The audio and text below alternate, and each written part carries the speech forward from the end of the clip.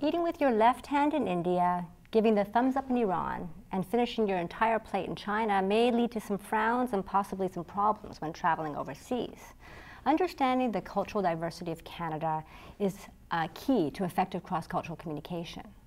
Generally speaking, some patience, some courtesy, and possibly some curiosity may go a long way. Today, we're very fortunate to have two Queen's University International students and a local from Kingston community. So Chen, we'll start with you. Chen, if you could tell me where you're from, how long you've been here. I come from China, and I have been here for only 8 months. Start from last September. Okay, yep. Short time, thank you. Danny. So, well, my name is Danny, and I've been here for 9 years already. I moved from Costa Rica. Okay, a lot longer than Chen. Good job, Costa Rica. Okay, and Karen. Hi, Caroline. I'm from India, and I came to Canada 5 years ago, but in Kingston 3 years ago. Okay, okay, good. Nice sort of balance. So we'll start with you, Chen. Chen, in my introduction, I talked about finishing off an entire plate in China and how this could lead to a problem. Can you explain a little bit why that would be even a problem? Well, usually in China, if you are a guest to another family, and the host want to show that they are generous and they provide you enough food. But if you finish all of your food in your plate, then they may feel that you are still hungry, you still want something more. Then the host may feel that, oh, am I not generous enough for you, or something like this. Okay. So I think it would be polite, or it would be better if you leave a little bit of food in your plate, okay, if you are a guest to another family. Okay, yeah. So if I head over to China, I should not be finishing off and licking my plate. Yeah, maybe a little bit. Leave a little bit in your plate. Okay, yeah. And now in Canada, do you find that you are finishing off everything off your plate? Yeah, because here we usually eat for our own food. You know, it's not for like everyone share the different food. We eat by ourselves. So I think it's okay. You finish all of your food. Okay. Good, you've adapted, okay. Yeah. Dan, is there anything, you've been here a little bit longer, so is there anything that you can think of that really struck you about the culture? Well, I think most of the people in Latin America are very welcoming, and they invite you to their house. And if you say, no, I can't, or deny it, that could be a sign that you don't want to hang out with them, or it could be so like here, like people, oh, I have something planned already, you know. Right. That could be not a problem, but you are sending the message that you don't want the company. Okay. You're kind of rejecting all this friendship. Okay. They're offering the house, they invite you, they're preparing meal for you. So refuse could be a little bit disappointing. Sort of insulting. Yeah, a little bit. Okay. I would say insulting, but it could hurt. And now that you've been here for like 9 years, do you find that you are adopting a little bit more of the Canadian style? Yeah, one of the things that I notice the most is the Canadians like to be less close to you. They have a space, and in Latin America we have more interaction, more hugging, more family and friends. So here is different. It's your personal space, right? And it's kind of invading. So yeah, I struggled with that at the beginning. I feel like really lonely, like they're not showing so much affection, even the friends they have. So I understand there was a different way to express friendship, and not only by you know, hugging, shake hands. This is very common. Kiss and in the cheek to the women.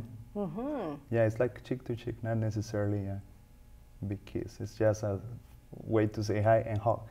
So we used to do that since we were really, really little. So we grew up with this. When I moved to Canada, and it's really strange to do that, right? I was shaking hands with people and just meeting, and they were like, wait a second. Okay. So I feel strange, I think. So all the greetings are a little bit different, right? Yeah, it was a different way. But now I would say that I adapt this Canadian way. I have a little bit of shock, actually, when I go back to Costa Rica to my friends and my family. Then I say, hi. And everybody says, wait, when did you come here and hug me? And I said, oh man, I'm still, Karan was laughing a little bit when you talked about greetings. Is there something about social space that you wanted to say?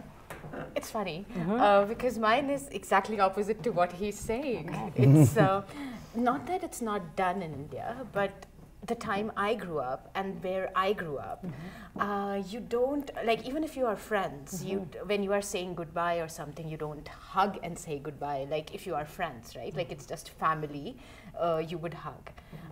Especially like if you are school friends. I had never, somebody who is especially from the opposite gender, I would not hug. Like I would feel awkward to hug. Okay. It's just the way I am. Like just personally, I'm telling you. And then now everything has changed. It's become more westernized. Everybody hugs, and people are like putting their hands, in their necks, and going like friends and all that. But I remember a time when I came here, and I was in Niagara, and I was saying goodbye to my friends in Niagara, and this guy, he's a very good friend of mine. He just comes and hugs me. I was like so stunned, and I think he realized it in a minute, and I said, "Don't worry, it's okay." And then I think that was. Now I remember that with nostalgia and also with some sort of, I start laughing when I think about it. So how like long did that. it take you to get to adapt to the whole body gesture? and Just body space? immediately after that. Really? Okay. I in fact have to thank that guy for it, because he actually introduced me to, like, it's okay to hug people like that when you have known them for like a year and you have worked together in the lab, and so I think mine was just opposite to him, but I think I have now become very acquainted, you can say, with the concept of space. As he said, like there is a distance you have to maintain, but in some situations it's appropriate to go out and hug. I don't have to keep myself back. So you guys are so adaptable. Okay. Yes. So Chen, what about body space in China? Is there a clear rule about how much body space there should be? Or? I think the body space is more closer in China, because it's, for example, if you are in a line, then people would be like stand more closer here, and they don't feel uncomfortable if someone just touch you or touch you by accident. You don't need to say sorry. It's quite normal, because China has a huge population. Yeah, it's always been crowded. In China. So the two cultures are very compatible when it comes to personal space, right? Yeah. And we were talking about food a little bit. For some local Kingstonians watching this, what are some examples of some things that would help us if we were at a Chinese restaurant, and there are some things that we should and shouldn't do if we were we're in Canada, but maybe some appropriate things that we should do? I remember there was some interesting moment when I eat dinner with some Canadian friend here in a Chinese restaurant, and we usually eat Chinese food with chopsticks, but there are many no-nos in China. When you're using chopsticks, you should not lick your chopsticks. You should not point your chopstick to others. And I remembered that one of my friends stuck her chopstick in the center of the rice, and in China that means sacrifice, and that's considered to be very inauspicious in China. So some people may not notice some special gestures like this. Okay, so no chopsticks in the bowl. Yeah, no chopstick in the center of your rice. Okay. What about you, Danny? Is there one specific thing other than body space and personal space that strikes out? No, it's a different way to approach. I think with food, I don't have any. It's a different type of food for sure. We are used to have rice and beans almost for the 3 meals a day. For breakfast and lunch and dinner.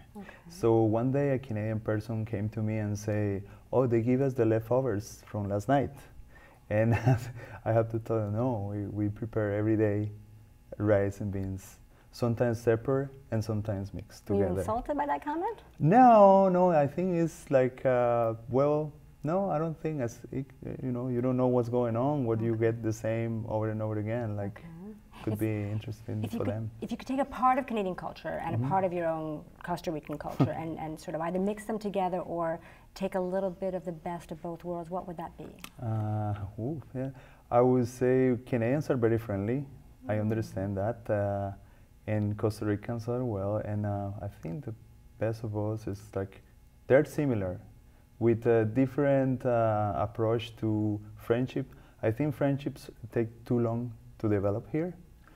I think the true friendship like we have, it looks at somebody from high school, they married sweethearts from high school. That doesn't happen that much back in Costa Rica. Oh, so, the So you develop relationship faster, I think. Oh, interesting. And do they last longer? I think so. Okay. I think so. But that's why I think many immigrants come here and feel out of place, because you get this community in Kingston. When you have the local people, they know each other, they go to the same school, same high school, they go to Queens, San Lorenzo, whatever. When you get here, you are out of that circle automatically. So it's hard to get in for an immigrant. Most of my friends are immigrants as well, because we share the same bond, that we come from a different culture, and we have that same, a little bit out of the society, let's say, for a bit, out of the friendship, out of that. Okay, so let's touch on that. So those, if you could suggest what would help newcomers, immigrants, international students a little bit more in Kingston, what would help? I would think that the International Center, Queen's University International Center at least, like, because I arrived there straight off, so they kind of did a pretty good job of, you know, like making people feel at home, right? Like, so whatever I would suggest would be from my experience with them, I guess. Like, they tried to make it easier for students to get to know the area, one thing, and I think that is the basic thing, because like a lot, like somebody who is coming from my country where things are a little bit more disorganized, the organization itself, sometimes it's so confusing. So like, I find the roads, like when I came to Canada, everything was like so organized and so in the roads, right? Like I'm so used to more chaos. So that's easier to adapt. It's more organized. For me. But for somebody from here, like if they go back home, it would be difficult for them to adapt to the chaos, I guess.